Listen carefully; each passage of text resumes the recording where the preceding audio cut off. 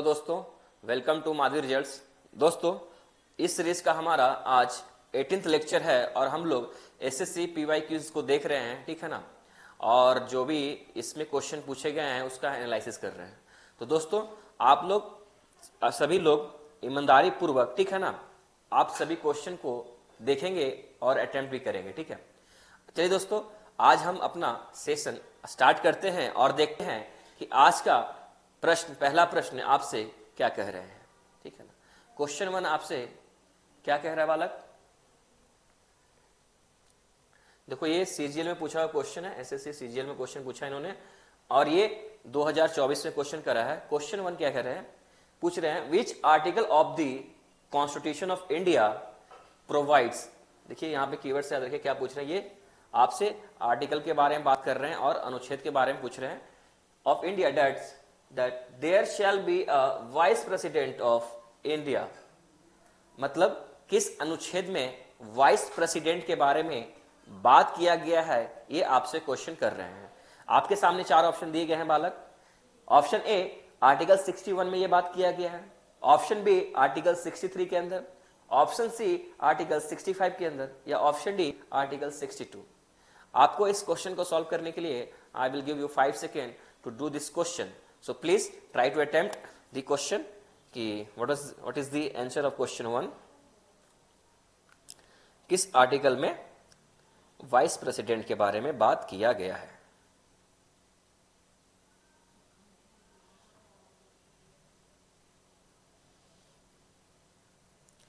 I hope आपने इसका answer कर लिया होगा और इसका जो राइट आंसर है वो option B article 63। Option B जो है राइट आंसर है। 63 जो है किसके बारे में बात करता है? वाइस प्रेसिडेंट के बारे में बात करता है, ठीक है। और आपको ये भी बता दो कि वाइस प्रेसिडेंट ऑफ इंडिया जो होते हैं हमारे राज्यसभा के एक्स ऑफिशियो चेयरमैन भी होते हैं। इसको आप याद रखिएगा। चलिए हम अब नेक्स्ट क्वेश्चन में चलते हैं। क्वेश्चन नंबर 2 क्या कह रहा है बालिके? क्वेश्चन 2 आपसे पूछ रहे हैं, देखो सीजीएल पूछा है और 24 में भी क्वेश्चन आया वो यही क्वेश्चन है। क्या कह रहे हैं बालक आपसे कि विच आर्टिकल, ठीक है ना, यहाँ पे भी आर्टिकल से क्वेश्चन है, of the constitution of India expressly provides that the president is eligible for री इलेक्शन। भारत के संविधान का कौन सा अनुच्छेद स्पष्ट रूप से यह प्रावधान करता है कि राष्ट्रपति पुनः निर्वाचन के लिए पात्र है? दोबारा री इलेक्शन के लिए क्या है? प्रेसिडेंट एलिजिबल होते हैं। इसमें से कौन सा आर्टिकल है जो बात कर रहा है? 4 ऑप्शन है बालक आपके सामने। Option A article 58, option B article 56, या ऑप्शन सी आर्टिकल 59, या ऑप्शन डी आर्टिकल 57। चलिए इस क्वेश्चन का आंसर करेंगे बालक।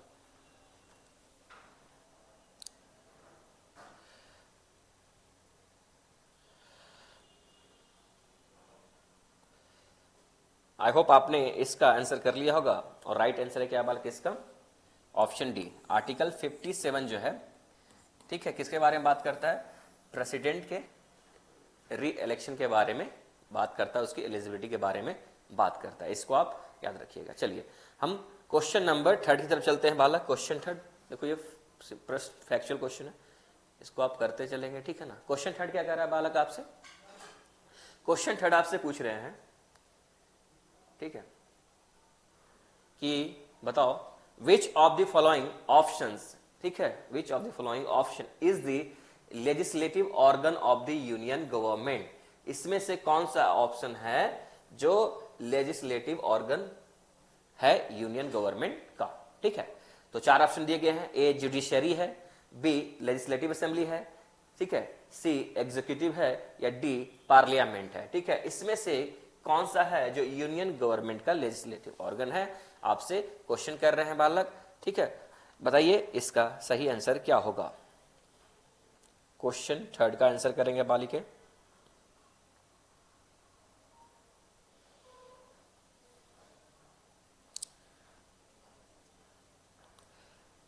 आई होप आपने इसका आंसर कर लिया होगा, ठीक है।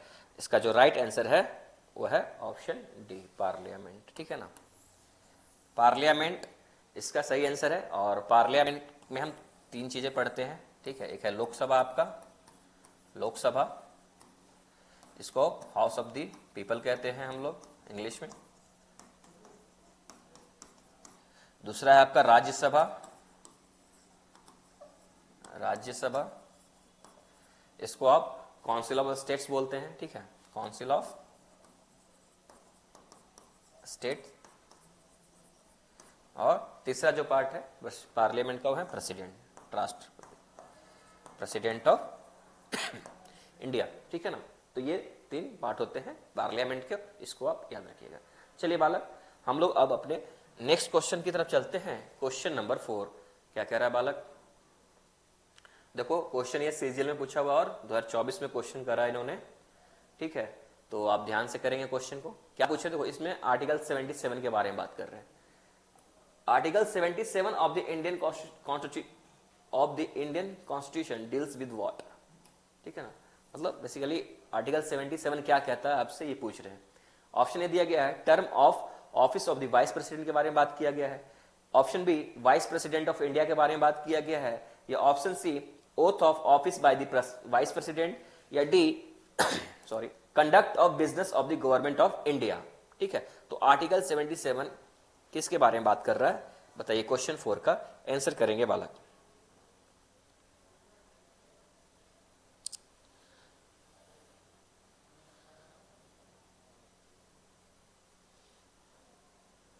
आई होप आपने इसका आंसर कर लिया होगा।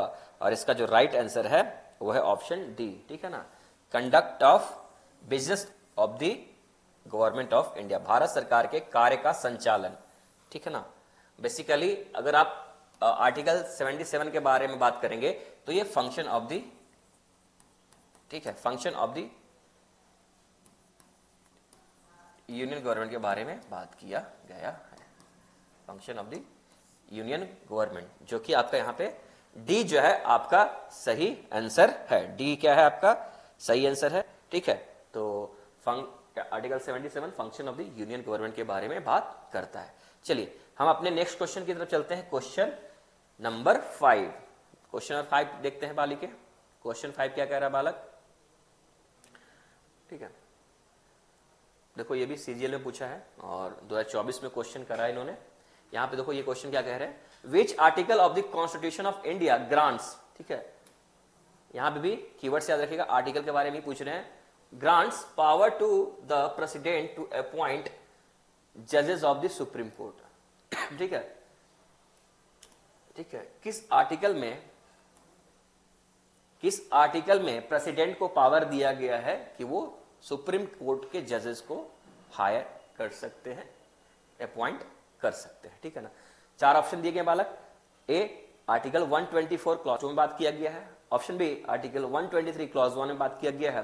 या ऑप्शन सी आर्टिकल 127 क्लॉज 3 में बात किया गया है। या ऑप्शन डी आर्टिकल 128 क्लॉज 4 में बात किया गया है। बताइए किस आर्टिकल के तहत, ठीक है, किस आर्टिकल के तहत जो है, ठीक है, प्रेसिडेंट को पावर दिया गया है कि वो सुप्रीम कोर्ट के जजेस को अपॉइंट कर सकते हैं। क्वेश्चन 5 का आंसर करेंगे बालिके।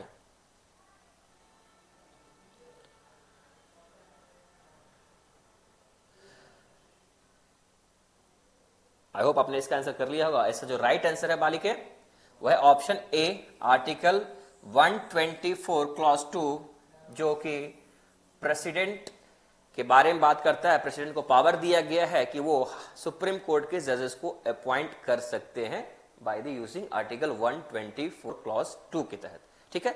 चलिए बालक हम लोग नेक्स्ट क्वेश्चन की तरफ चलते हैं। क्वेश्चन नंबर 6 क्या कह रहा है बालक? देखो ये भी क्वेश्चन सीजीएल में और 2024 में क्वेश्चन किया है इन्होंने, ठीक है। तो क्वेश्चन क्या कह रहे हैं बालक आपसे, विच of the following is not, यहां देखना, ध्यान से देखना, यहां पे नोट पूछा है, नहीं पूछ रहा है, ठीक है ना। Condition for the president's office in India, which of the following is not a condition for the president's office in India. Bharat में राष्ट्रपति पद के लिए निम्नलिखित में से कौन सी शर्त नहीं है, ठीक है ना। ऑप्शन दिया गया है A he shall not be entitled without payment of rent to use his official residence, okay. Second, B, he shall not be a member of either house of the parliament. C, the allowances shall not be diminished during his term of office. और या option D, he shall not hold any office of profit. ठीक है, तो इनमें से sorry इनमें से कौन सा है जो प्रेसिडेंट ऑफिस का कंडीशन नहीं है? ठीक है, क्वेश्चन 6 का आंसर करेंगे बालक।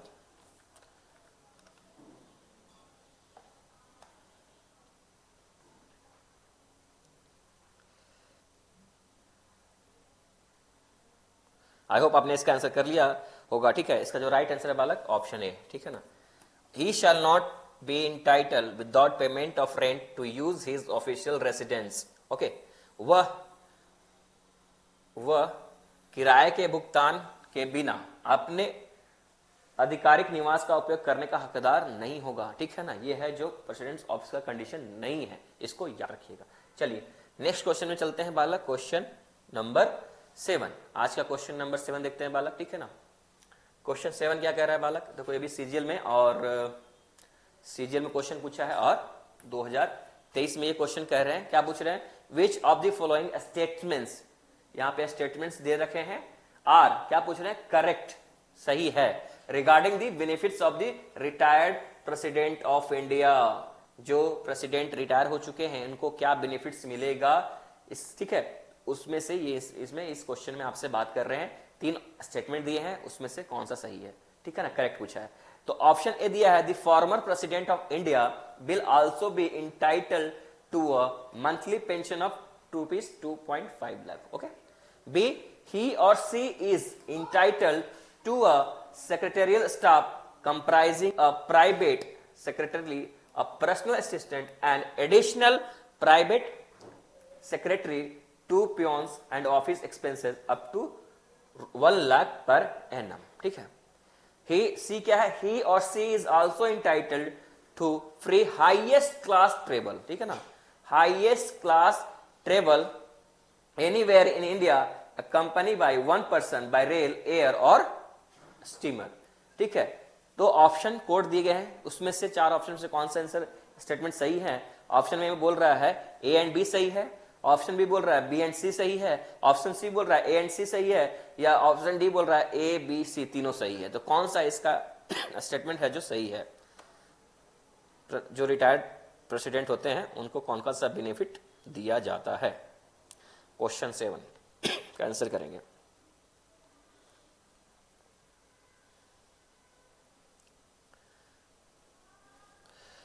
आई होप आपने इसका आंसर कर लिया होगा, और इसका जो राइट आंसर है बालक ऑप्शन डी। ठीक है ना, A B C, option D. ठीक है, तीनों स्टेटमेंट जो है क्या है? करेक्ट है।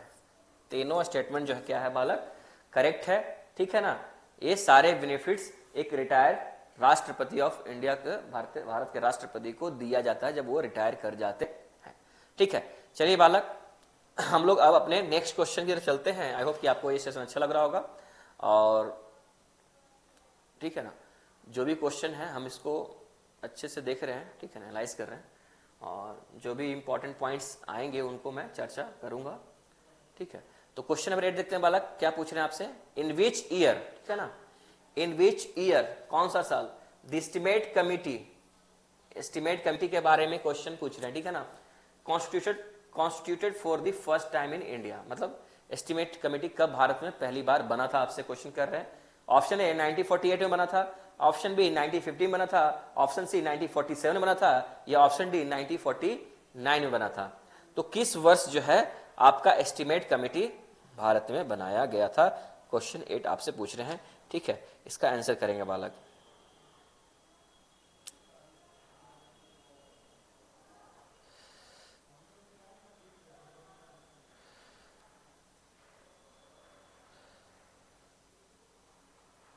आई होप आपने इसका आंसर कर लिया होगा। ठीक है ना, तो option B is the right answer. ठीक है ना, ऑप्शन बी इज 1950 में इंडिया में एस्टिमेट कमेटी 1950 में बना था। ठीक है, 1950 में बना था। और पॉइंट्स याद रखिएगा, जॉन मथाई रिकमेंडेशन, किस कमेटी के रिकमेंडेशन से ये कमेटी बनी थी? तो जॉन मथाई। ठीक है ना, इनके रिकमेंडेशन से, जॉन मथाई, इनके ही रिकमेंडेशन से क्या हुआ था, एस्टिमेट कमेटी बनाया गया था।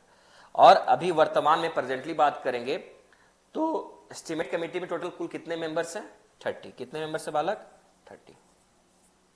इन पॉइंट्स को याद रखिएगा, पूछ सकते हैं क्वेश्चन। 30 मेंबर्स है अब भी करेंटली, ठीक है।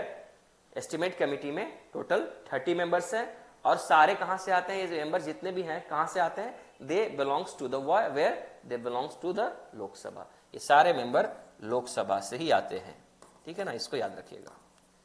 सारे मेंबर लोकसभा से आते हैं, ठीक है, इसको आप याद रखिएगा बालक। चलिए अब अपने क्वेश्चन नंबर 9 की तरफ चलते हैं बालक। क्वेश्चन नंबर 9 क्या कह रहा है, क्वेश्चन 9 क्या कह रहा है बालक, देखो ये देखो सीजीएल में पूछा और 2023 में क्वेश्चन करा इन्होंने, ठीक है। क्वेश्चन कह रहे हैं इन India which of the following bills, देखो बिल्स के बारे में पूछ रहे हैं, can not be introduce in the Rajya Sabha, can not be introduce in the Rajya Sabha. Bharat में निम्नलिखित में से कौन सा विधेयक राज्यसभा में पेश नहीं किया जा सकता है, ठीक है। तो ऑप्शन है A both constitutional amendment and ordinary bills, option B the constitutional amendment bill, या option C the money bill, या option D the ordinary bill, ठीक है। तो बताइए इसमें से कौन सा बिल है जो राज्यसभा में इंट्रोड्यूस नहीं किया जाता है। क्वेश्चन 9 का आंसर करेंगे बालिके।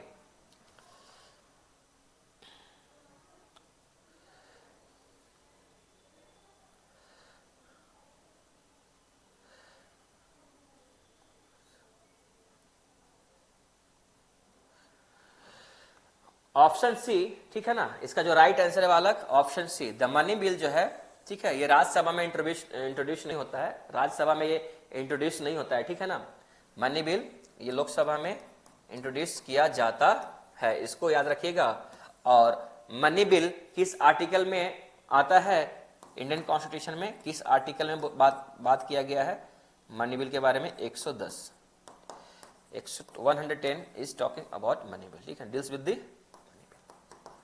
ठीक है ना। इसको याद रखिएगा, आर्टिकल 110 जो है मनी बिल के बारे में बात करता है, और ये मनी बिल जो है राज्यसभा में नहीं इंट्रोड्यूस होता, कहां इंट्रोड्यूस होता है, वो लोकसभा में इंट्रोड्यूस किया जाता है।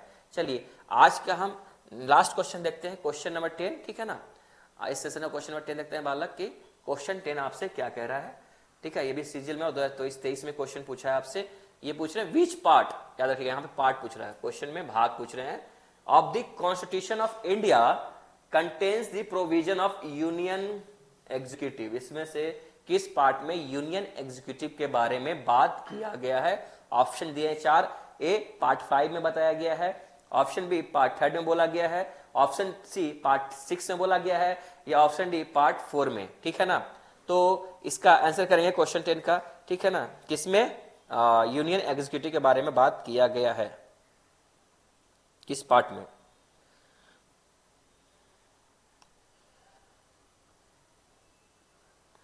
आई होप आपने इसका आंसर कर लिया होगा, ठीक है ना। तो क्वेश्चन 10 का जो लास्ट क्वेश्चन 10 का जो आंसर है वो है ऑप्शन ए, ठीक है ना, पार्ट 5। इसमें पार्ट 5 में प्रोविजन ऑफ यूनियन एग्जीक्यूटिव के बारे में बात किया गया बालक, ठीक है ना। तो चलिए दोस्त बालक आज हम लोग अपना ये सेशन यहीं पे समाप्त करते हैं, ठीक है ना। अगर ये सेशन आपको अच्छा लग रहा होगा तो सॉरी, तो आप हमारे माधवी रिजल्ट्स को हमारे चैनल को क्या कर सकते हैं, लाइक कर सकते हैं, ठीक है ना, शेयर भी कीजिएगा और सब्सक्राइब भी कर सकते हैं। और जो क्वेश्चन मैं इसमें डील कर रहा हूँ वो सारे क्वेश्चन को आप कमेंट में आंसर भी करेंगे, ठीक है, ताकि मैं देख सकूं कि किस किस लोगों ने सही आंसर करा है, ठीक है। तो चलिए दोस्तों आज का सेशन हम यहीं समाप्त करते हैं, तब तक के लिए थैंक यू, जय हिंद।